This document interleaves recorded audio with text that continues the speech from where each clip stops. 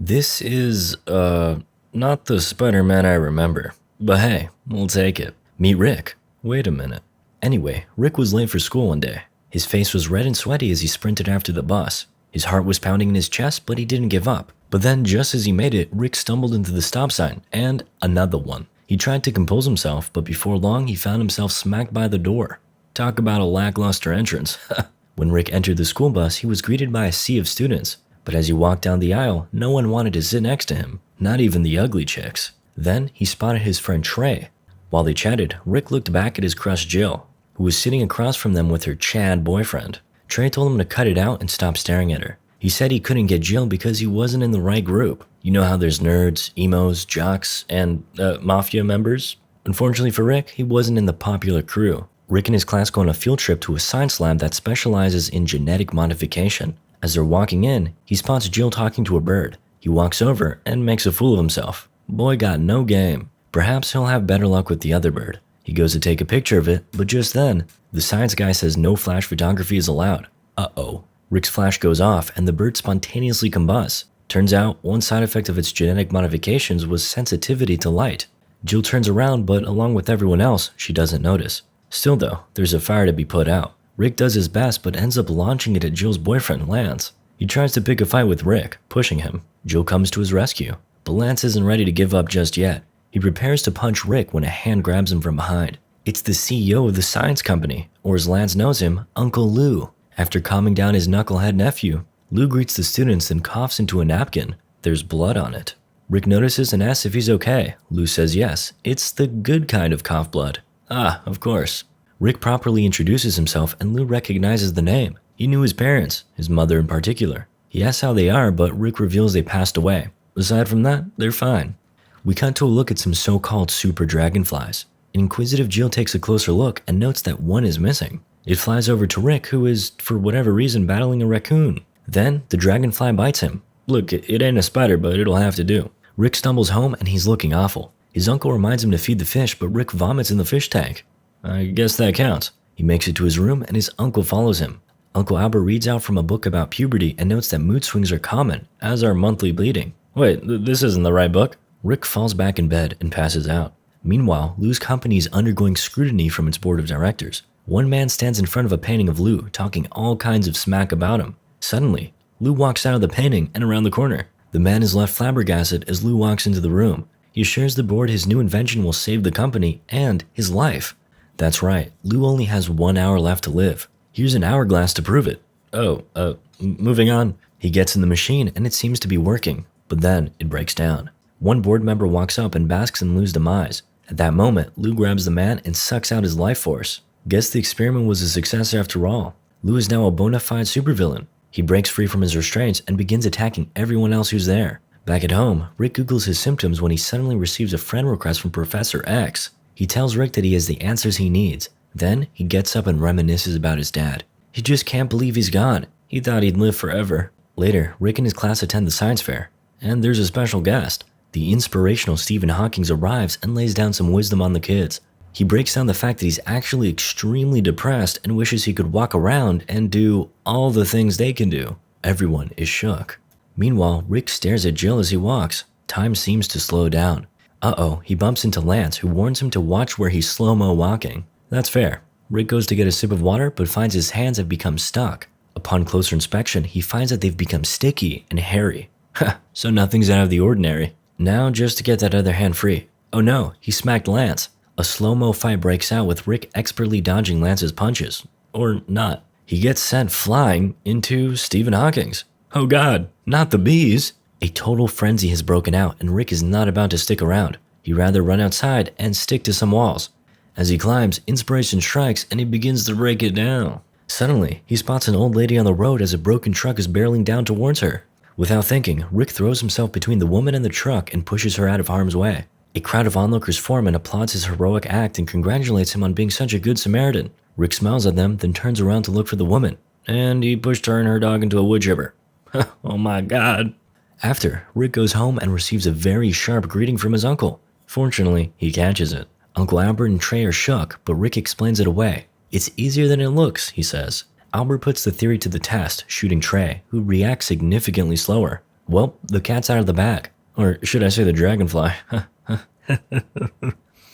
Rick definitely has superpowers, but just to be extra sure, Albert stabs him. My goodness, good thing that didn't work. Albert and Trey are excited for Rick, but he starts whining about things. He never wanted these powers. Albert reminds him that his parents wanted greatness for him. We cut to the night of their passing.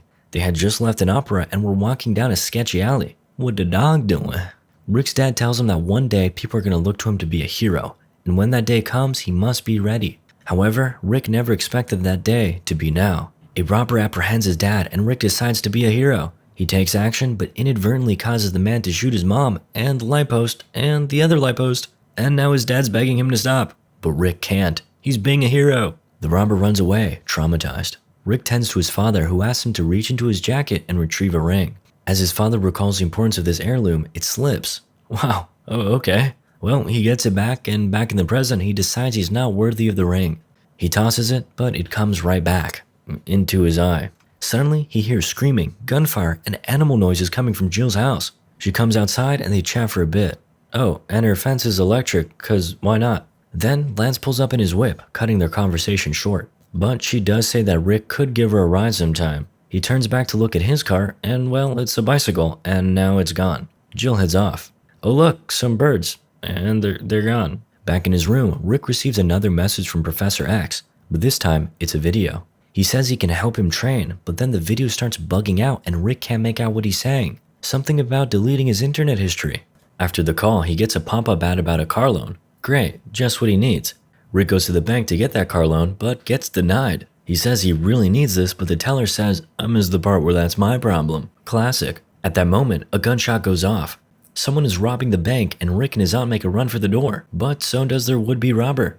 The man has trouble opening the door. You know, one of those push-pull moments. The ever-polite Rick helps him. He had the same problem coming in. The bank teller runs up and is upset. Rick claps back. I missed the part where that's my problem. Just as he utters those words, 2 gunshots go off outside. Rick runs outside to find a crowd huddled around someone, but that someone was a very talented monkey. Relief washes over him until he spots Uncle Albert collapsed on the road. Rick runs over and Albert delivers the famous line. You know, something about responsibility? I don't know, I don't remember. The paramedics arrive and it appears he'll live another day. Meanwhile, Mr. Landers is looking worse for wear. His vital signs are all out of whack. Then, his assistant pulls up. Awesome, just what he needed. He grabs her and zaps her life force. Rejuvenated, Lou enjoys his power before remembering he's gotta deal with the body. He stuffs it in the cabinet, but just then, the janitor walks in. That's a little sussy, he thinks to himself. Back to Rick. After visiting his uncle in the hospital, he runs into Professor Xavier, who, as we know, can read minds. He proves it to Rick by having him think of a number. But then Rick goes ahead and says it out loud. The professor thinks to himself, they don't pay me enough for this. Professor X takes Rick to his school for gifted children. We see lots of wacky mutants along the way, and even some classic ones. We continue our tour around Xavier's school as he switches out his wheelchair for something more comfortable. Wow, okay. The professor tells Rick he has the potential to be the best of them all, but Rick says he can't even fly. Though, apparently once he learns the true nature of heroism, he will. Whatever that means. Then, Rick and Professor X run into the professor's wife. She believes Xavier has been up to no good. She grabs at the air, but really, it's Invisible Girl, who she found in Xavier's room. The wife beats her up, then brings out their children to shame the professor. I can't believe you did this, especially since they just had a new baby. But Xavier thinks it isn't his.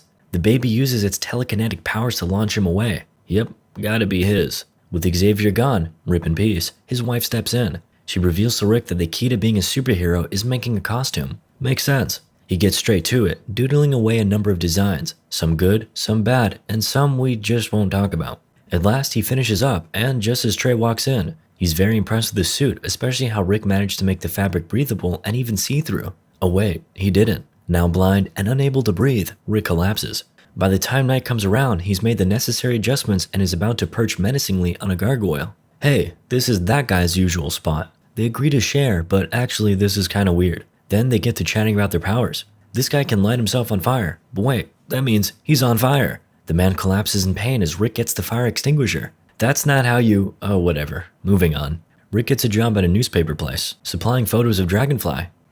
His boss notes that these pictures are almost like Dragonfly's the one taking them. But Rick proves the contrary. Very nice. Suddenly, someone pops in to report on a police standoff at the university. Rick disappears and both men are left flabbergasted. At the university, the supervillain Hourglass makes his first appearance, aka Lou Landers. He's there to steal some ceruleum, which he needs to stay alive. However, Dragonfly is here to save the day. But after a strong punch, he must pause to stare lovingly at Jill, who is also there. He gets back to it with Hourglass and they reach a standstill.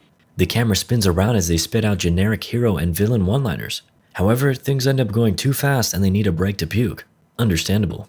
Back to the action, Hourglass whips out some blades that are sharp enough to cut through Diamond. But that's okay. Dragonfly isn't wearing any diamonds. As the blades go straight for him, he dodges, but poorly. Hourglass gets away. Some time passes and we find Rick approaching Jill as she exits the theater. She just auditioned for a role in a better movie. He had a secret to tell her, but he couldn't find the courage to say it. He gave her flowers and she said, "I feel like you have something to tell me." Rick tried to work up the courage, but he just couldn't reveal his true feelings and that he was Dragonfly. She walked off and then a bunch of goons chased after her. Rick donned his costume and beat the bad guys up. When they were all but defeated, Rick stared lovingly into Jill's eyes while turning this guy's arm into spaghetti. She's in absolute awe of the hero before her, who, continues to bash these guys' heads in. After, we check in with Lou, who with the help of Death Machine Maker, home version, concocts an evil plan. Hold up, get out of here, paperclip guy. After crunching some numbers, Lou learns he only needs to clap just over 47,000 people to achieve immortality. Very cool. Oh look, it's that time of the year, Thanksgiving. Rick's aunt invited Jill over and they talk about relationship stuff while Auntie stuffs the turkey. My goodness, it sure can fill a lot. Just as Jill is about to proclaim her true love for Dragonfly, her boyfriend Lance comes through and he brought his uncle, Lou. As for Rick, he's late. He stumbles into his room through the window but makes some noise in the process. A suspicious Lou offers to check things out. He makes his way up and Rick has no time to react. He's draining the main vein. Lou enters, but Rick is nowhere to be found. Uh-oh, he's about to drop some sweat. As Lou walks off, it drips down. He quickly turns around but eventually figures it was just his imagination. Then it happens again. And again. Before you know it, it's raining indoors. This time, Lou looks up, but somehow, Rick is gone. He's hiding. Every time Lou checks the spots he's in, he's gone. Then he ends up behind him. Literally. Even then, Rick cannot be caught. His evasive maneuvers have proven extremely effective. A defeated Lou returns downstairs and Rick follows shortly after.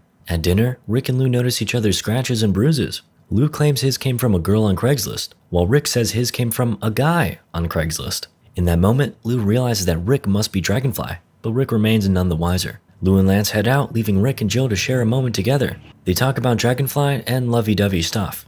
And all the meanwhile, Auntie is just really letting loose, with complete and utter disregard for humanity. Fortunately, Hourglass stops by and lets some fresh air in. Rick is shocked that he knows his identity. Then, as villains do, Hourglass reveals his plan to wipe out thousands. Rick attacks, but ends up knocking himself out. With him gone, Hourglass goes after his aunt.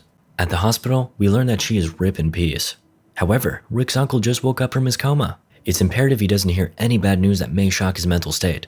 The doctor enters the room and Albert asks about his wife. "Oh, she gone," the doctor says. He mistakenly thought that was good news. Understandable. At the funeral, Albert proclaims his love for his late wife and hops into the casket. But wait, there was a mix-up. This is his wife. Oh, on second thought, funerals are too expensive. How about a cremation? Excellent. Then, Jill is totally making moves on Rick, but he rejects her. He must keep her safe. About 3 hours pass and Rick is very depressed. He even grew a beard. However, Uncle Albert and Trey come to the rescue and give him a prep talk. Albert hands him his father's ring and reminds him to honor the words inscribed on it. Some of the words include honor, dignity, pride, duty, commitment, bravery, affordable healthcare. Okay, that's enough. Rick decides he'll be a hero but doesn't know where to start. Where is he going to find thousands of people all in one place? Suddenly, the TV turns on and there's a convention where thousands of people will be in one place. This must be where Hourglass is going to do his evil plan. Rick heads over and guess who's there? Lou. Rick immediately informs him that the Hourglass must be one of the attendants. Lou thinks it's the Dalai Lama. Apparently, he saw him with some ceruleum. He's the next speaker up, but when the curtains go down, Dragonfly is on the stage beating the poor man senseless. Amidst all the confusion, the real Hourglass makes his move and runs away. Dragonfly makes chase and finds himself in a hero convention. Well, isn't that convenient? Hourglass takes off in his chair of destruction and drops some rubble on Dragonfly. Using his super strength, he launches it up, only for it to fall back down again. Hourglass decides to finish him off with those diamond-piercing blades he loves so much. But Jill comes to the rescue and tanks the damage. Hourglass pieces out and Dragonfly is in shambles. In his moment of weakness, he speaks with Stephen Hawking, who quotes some inspirational Celine Dion songs for him. That's just what he needed. Dragonfly rushes to the roof and grabs onto Hourglass. He uses the rejuvenating energy to save Jill. She wakes up and wait, that's not. Get out of here, man. Dragonfly turns his attention to Hourglass and there's only 10 seconds left until he reaches immortality. Wait, so doesn't that mean that thousands of people have already died? Haha, anyway. Dragonfly moves in, but Hourglass throws an appropriately hourglass-shaped bomb at him. Oh geez, that's one place it can go. He calls out to Jill to yank it off, but she's not that kind of girl. With no time to spare, Dragonfly backflips his way onto Hourglass and blows up all over his face. While victorious, him and Jill are now falling to their deaths. If only he could fly. Then she notices his family ring. It's Rick. And she confesses her love for him. Through the power of boners, Rick sprouts wings and flies back up. Everyone lives happily ever after, except for Stephen Hawking's. And actually, you know what? Rick and Jill don't make it either. Moral of the story? I have no idea.